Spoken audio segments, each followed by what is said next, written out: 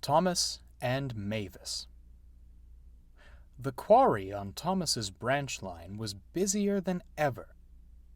There were plenty of orders for stone, which meant more trips down the line for Mavis.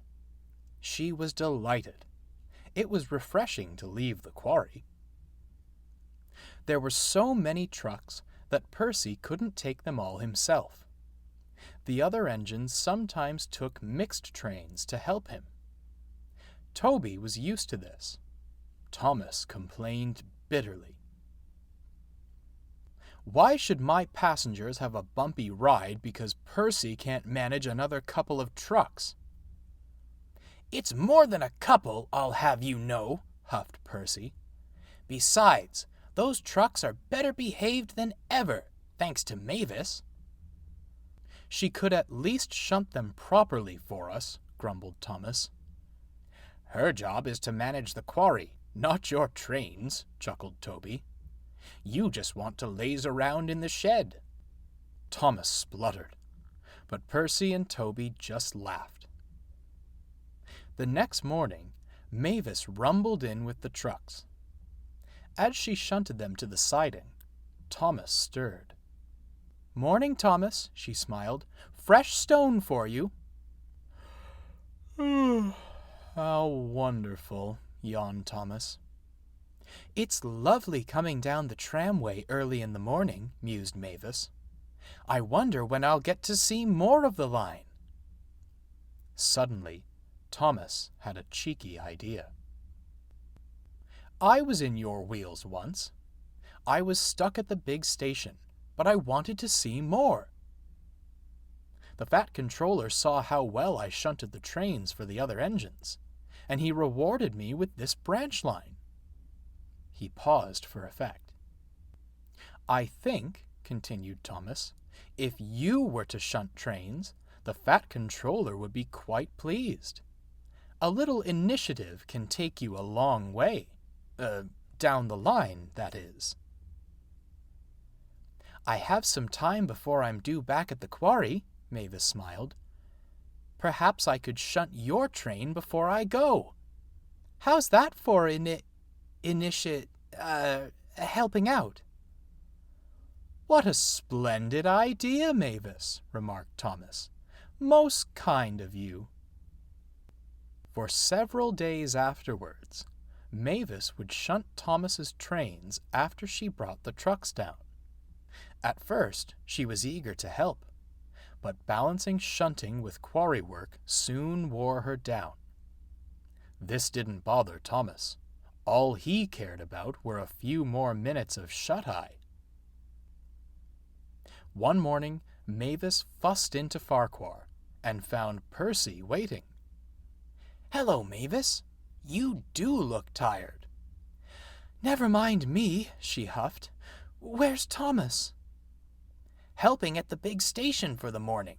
I'll be taking Annie and Clarabelle instead." "Well, I'll have your train shunted as quickly as I can."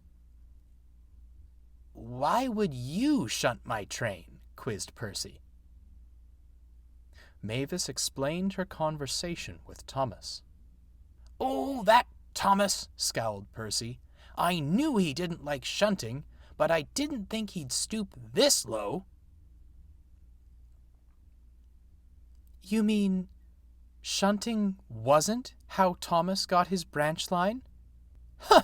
If that were all it took, I'd have my own branch line too. You let him shunt his own trains from now on, if he's so good at it."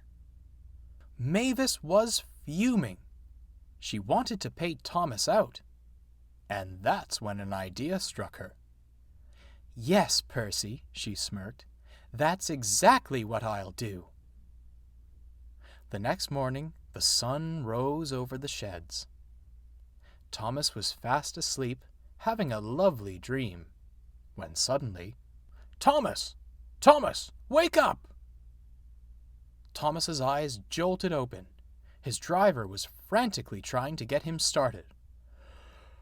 "Oh, what's wrong?" he yawned. "You overslept," scolded the driver, "and now you're late." "You overslept," scolded the driver, "and now you're late." Thomas gasped. He looked at the station clock. Sure enough, it was almost time for him to leave.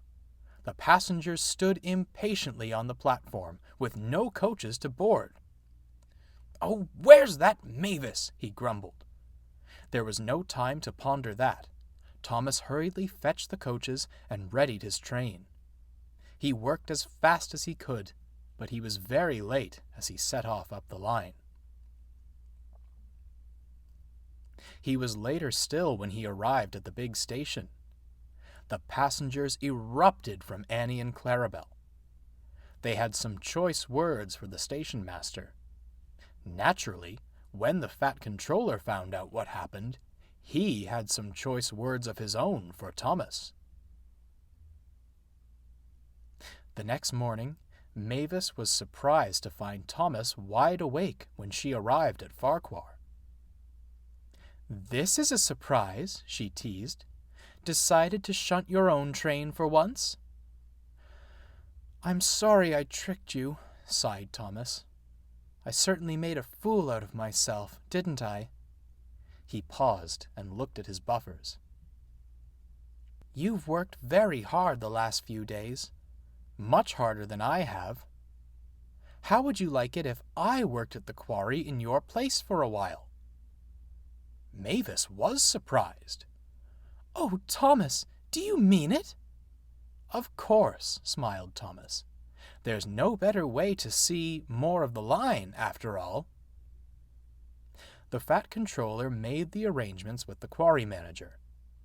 Mavis was soon hard at work on the branch line. While Percy took Annie and Clarabelle, she handled the goods work. She reveled in her journeys to the junction and proved to be really useful. And Thomas? He worked at the quarry for quite some time. It was hard, dirty work, and the trucks put him through his paces. He was thankful when Mavis did come back, and when he returned to his shed, he felt his shut-eye was well earned.